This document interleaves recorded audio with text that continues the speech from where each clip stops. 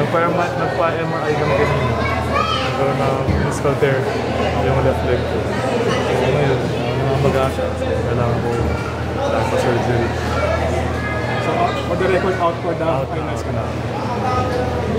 Ilang months kaya recover? Months ko or weeks? Months. Sabi ng team doctor namin, baka umabot ng 3 to 4. So, magamaga ka ngayon.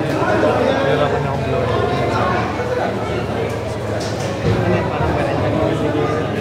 Parang gano'n na rin.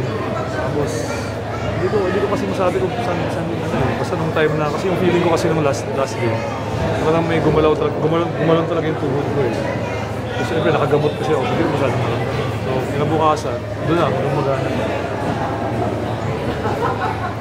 Schedule ka naman ng surgery? So far, wala pa. Kasi, siyempre may mga naunang kailangan doon. So, yun. Pero manonood ka pa naman ng... Manonood ako. Yun nga, yun na lang magagawa ko eh. So, support them. Kausapin yung mga players ko. Offensively, defensively, kung yung mga nakikita ko sa loob. So, ganoon na lang talaga. Para ito pa makatulong sa team. Yung sprain mo, hindi pa okay.